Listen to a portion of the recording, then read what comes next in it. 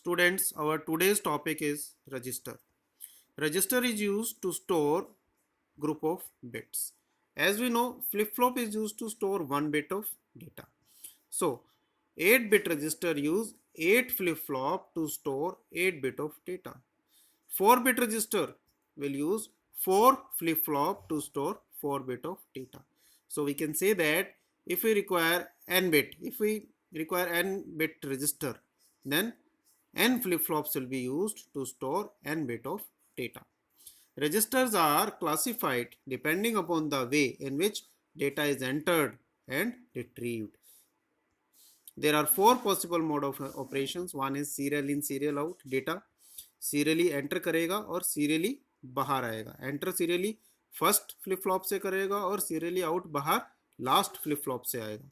Serial in, parallel out, parallel in, serial out, and last one is parallel in, parallel out.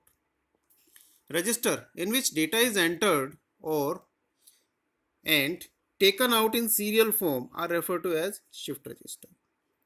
Since bits are shifted in flip-flop with the occurrence of clock pulse either in right direction, अगर right direction में data shift हो रहा है तो उसको हम right shift register कहते हैं. अगर डेटा लेफ्ट डायरेक्शन में शिफ्ट हो रहा है तो उसको हम लेफ्ट शिफ्ट रजिस्टर कहते हैं. सबसे पहले हम इनकी वर्किंग देखते हैं कैसे काम करते हैं ये. सबसे पहले है serial in, serial out register. 3-बिट रजिस्टर हम यूज कर रहे हैं और डेटा हम क्या एंटर करेंगे 101. 3 फ्लिप फ्लॉप की जरूरत पड़ेगी हमें. फ्लिप फ्लॉप 0, 1, 2 प्रीसेट लगा दिया हमने, क्लॉक लगा दी हमने. तीनों को simultaneously negative edge triggered clock है, क्लियर लगा दिया हमने तीनों को. सीरियल इनपुट हमारी D0 से जाएगी. 1 बाय 1 यहाँ से डेटा यहाँ आएगा. सेकंड फ्लिप फ्लॉप से डेटा थर्ड में आएगा और सीरियल आउट फाइनल हमारा Q2 से आएगा. नाउ कैसे काम करेगा देखिए. इनिशियली तीनों की जो आउटपुट है हमारी वो क्लियर है, 0 पे है. फर्स्ट क्लॉक पल्स पे Q D0 पे 1 आ गया, इसका मतलब Q0 1 हो जाएगा, बाकी दोनों 0 रहेंगे. सेकंड क्लॉक पल्स पे ये जो 1 है ये Q1 में चला जाएगा, सेकंड फ्लिप फ्लॉप में चला जाएगा और फर्स्ट फ्लॉप में क्या एंटर करेगा 0. थर्ड क्लॉक पल्स पे जो सेकंड में 1 था वो थर्ड पे चला जाएगा, जो फर्स्ट में 0 थी वो सेकंड फ्लिप फ्लॉप में चली जाएगी और एक नई वैल्यू एंटर कर जाएगी 1. This is our complete data 101. At third clock pulse तीनों फ्लिप फ्लॉप में हमारे पास कंप्लीट डेटा है. पहले फ्लिप फ्लॉप में 0 है, दूसरे में पहले में 1 है, दूसरे में 0 और तीसरे में 1 है. तो this is how serially in data can be serially in. Now अब हमें सीरियल आउट करना है. सीरियल आउट करना है तो हमारे पास आउटपुट में क्या है, अभी केवल एक वैल्यू हमें मिली आउटपुट में Q2 से. दूसरी वैल्यू के लिए हमें फोर्थ क्लॉक पल्स अप्लाई करनी पड़ेगी. जो 0 है वो Q2 पे आ जाएगा और 1 Q1 में आ जाएगा. फिफ्थ क्लॉक पल्स पे ये जो 1 था ये भी बाहर आ जाएगा. This is serial out and this is serial in. तो हमें 2 एक्स्ट्रा क्लॉक पल्सेस की जरूरत पड़ी डेटा को सीरियल आउट कराने के लिए. Serial in parallel out register में क्या होगा, सेम डायग्राम हम यूज कर रहे हैं, बस इसमें केवल एक ही फर्क है कि थर्ड क्लॉक पल्स पे जब हमारी तीनों बिट्स हमारे तीनों फ्लिप फ्लॉप में स्टोर हो गई तो यहीं से हम डेटा को पैरेलली आउट करा सकते हैं. हमें 2 और क्लॉक पल्सेस की जरूरत नहीं पड़ेगी. These 2 registers require 3 clock pulses to store 3 bit of data in 3-bit register serially. Now parallel in, serial out register. अब हमें डेटा पैरेलल इन करना है और आउट सीरियली ही होगा. इसको हम थोड़ा ध्यान से देखेंगे. अगेन 3 फ्लिप फ्लॉप हम यूज कर रहे हैं. Flip flop 0, 1, 2. क्लॉक हमने अप्लाई कर दी तीनों पे, क्लियर हमने अप्लाई कर दिया, प्रीसेट हमने अप्लाई कर दिया. यहां पर हम एक और चीज ऐड कर रहे हैं, shift load. Shift load 4 and gate से कनेक्टेड है. गेट नंबर 1 और गेट नंबर 2 शिफ्ट लोड के नेगेटिव एज से कनेक्टेड है.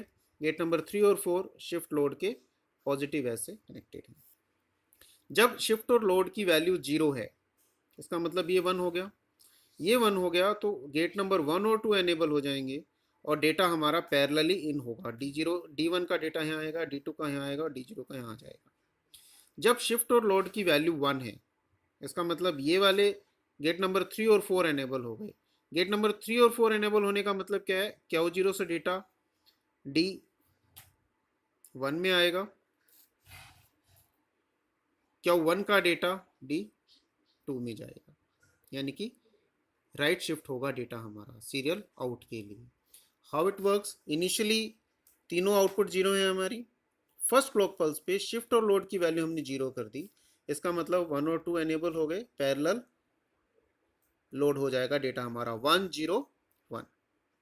सेकेंड क्लॉक पल्स पे क्या होगा, शिफ्ट लोड की वैल्यू 1, इसका मतलब पैरेलल जो इन था वो जो गेट्स हैं हमारे नैंड गेट्स वो प्रोहिबिटेड हो जाएंगे, वो काम नहीं करेंगे और गेट नंबर 3 और 4 काम करना स्टार्ट कर देंगे।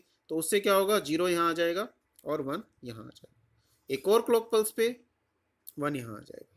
तो हमें क्या पता लगा, फर्स्ट क्लॉक पल्स पे पहली आउटपुट आएगी, सेकंड क्लॉक पल्स पे दूसरी आएगी, तीसरी थर्ड क्लॉक पल्स पे आएगी। So this is parallel out, parallel in at first clock pulse. After first clock pulse 2 clock pulse और चाहिए हमें सीरियल आउट के लिए। This is parallel in serial out. When shift और load register is equal to 0, gate 1 and 2 are enabled, allows each data bit to be entered in respective flip-flops at the same clock pulse. This is known as parallel in. When shift or load is equal to 1, gates 3 and 4 are enabled, allows data bit to shift from one flip-flop to next flip-flop, that is serial out. This is how parallel in serial out register will work. Now last one is parallel in parallel out. In this case, 3 flip-flop again used, flip flop 0 1 2। D0 पे हमने 1 रखा है, D1 पे 0 और D2 पे 1 रखा है, क्योंकि हमारी जो इनपुट है 101 है। एक ही क्लॉक पल्स पे, सेम क्लॉक पल्स पे डेटा हमारा एंटर होगा और उसी क्लॉक पल्स से हम डेटा को पैरेलली आउट करा पाते हैं। This is known as parallel in parallel out. First clock pulse पे क्या होगा, D0 इसमें आ जाएगा, 1 इसमें आ जाएगा, 0 यहाँ आ जाएगा, 1 यहाँ आ जाएगा, और ये हमें आउटपुट पे भी अवेलेबल है। तो this is known as parallel in parallel out. Thank you.